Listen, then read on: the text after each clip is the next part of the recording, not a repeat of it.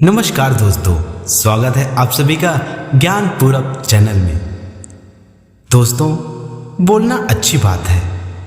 बोलने से ही हम अपने मन की बात दूसरों तक पहुंचा पाते हैं। लेकिन जब कोई व्यक्ति अधिक बोलने लगता है तो उसका बोलना कई बार किसी को पसंद नहीं आता और फिर लोग उस व्यक्ति से दूरियां बनाना ही उचित समझने लगते हैं। बोलने के लिए भी कुछ स्थान उपयुक्त होते हैं। तो कौन से हैं वे स्थान जहां पर कम बोलना या ना बोलना ही उचित होता है? आइए इसे एक कहानी के माध्यम से समझते हैं। दोस्तों, वीडियो को अंत तक अवश्य सुनिएगा क्योंकि आज की वीडियो बहुत ही शिक्षाप्रद है और मेरे जिन दोस्तों ने चैनल को अभी तक सब्सक्राइब नहीं किया है वे सभी तुरंत इस चैनल को सब्सक्राइब कर लें, क्योंकि हम ऐसे ही ज्ञानवर्धक और शिक्षाप्रद कहानियां आपके लिए रोज ही लाते रहते हैं। तो बिना विलंब किए आरंभ करते हैं आज की कहानी। दोस्तों, एक गांव में केशव नाम का एक आदमी रहता था।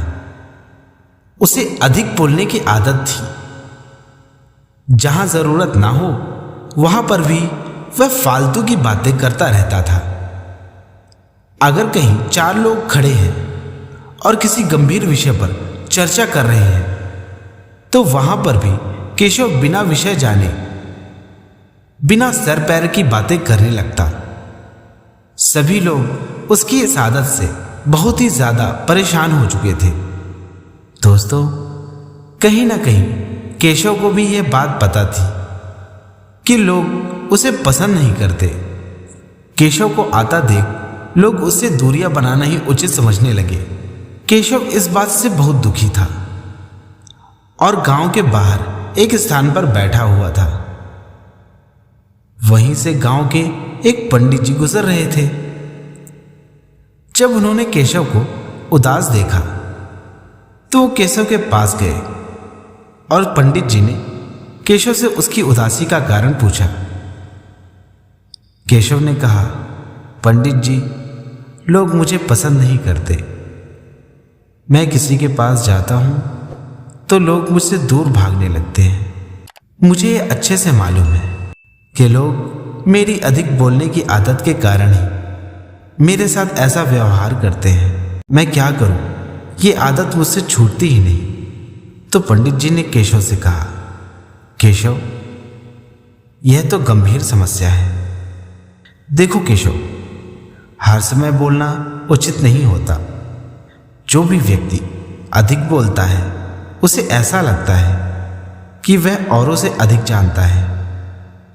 इसी भ्रम के कारण वह व्यक्ति जहां पर आवश्यकता ना हो वहां पर भी बोलने लगता है। ऐसा नहीं करना चाहिए। सुनो केशव, मैं तुम्हें 6 ऐसे स्थान बताता हूं जहां पर यदि तुम ना बोलो तो इस समस्या से बचा जा सकता है। पहला स्थान है जहां आवश्यकता ना हो। केशव, कभी कभी कुछ स्थानों पर हम ना ही बोले तो अधिक उचित होता है। जैसे कि कोई गंभीर चर्चा चल रही है और तुम वहां पर जाकर बोलने लगो तो लोग इसे पसंद नहीं करते। और जहां पर तुम्हें बोलने की आवश्यकता नहीं है वहां पर भी तुम फालतू की बातें करके उस गंभीर चर्चा का सत्यानाश कर देते हो। इसीलिए आज से ऐसे स्थान पर कभी मत बोलना जहां तुम्हारे बोलने की कोई आवश्यकता ना हो। दूसरा स्थान है बिना मांगे किसी को सलाह मत देना। केशव, यदि कहीं पर तुम्हारी सलाह की आवश्यकता ना हो तो ऐसे स्थान पर कभी भी अपनी सलाह नहीं देना चाहिए, क्योंकि लोगों को तुम्हारी सलाह की कोई आवश्यकता नहीं है।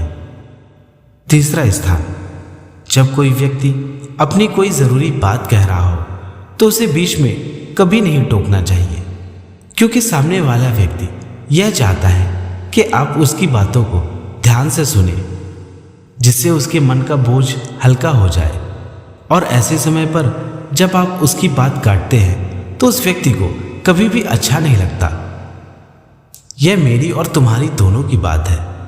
यदि तुम किसी से अपनी बात कह रहे हो और बीच में वह तुम्हारी बात काट कर किसी दूसरे विषय पर बात करने लगे तो तुम्हें भी यह तो अच्छा नहीं लगेगा। इसीलिए हमेशा ही सामने वाले की बात को ध्यान से सुनना चाहिए। चौथा स्थान है, जब कोई किसी की बुराई कर रहा हो तो तुम्हें वहां पर नहीं बोलना चाहिए। केशव, जब कोई व्यक्ति किसी दूसरे व्यक्ति की बुराई कर रहा हो तो उस समय तुम्हें उसकी हाँ में हाँ कभी नहीं मिलाना चाहिए, क्योंकि वह व्यक्ति जब तुम्हारे सामने किसी और की बुराई कर सकता है तो किसी और के सामने तुम्हारी भी बुराई कर सकता है। तो इस बात को हमेशा ध्यान रखना कि जब कोई किसी और की बुराई कर रहा हो तो उस स्थान पर तुम्हारा चुप रहना ही उचित होगा। पांचवा स्थान है, जब कोई गुस्से में हो तो तुम्हें चुप रहना चाहिए। सुनो केशव, इस बात को ध्यान से सुनना। जब कोई व्यक्ति बड़े ही क्रोध में तुमसे कोई बात कर रहा हो या फिर तुम्हें चार बातें सुना रहा हो तो बड़े ही शांति से उस व्यक्ति की क्रोध भरी बातें आराम से सुनो, क्योंकि जब उस व्यक्ति का क्रोध शांत हो जाएगा तो उसे यह समझ में आएगा कि तुमने उसकी सारी बातें बिना किसी विरोध के सुन ली।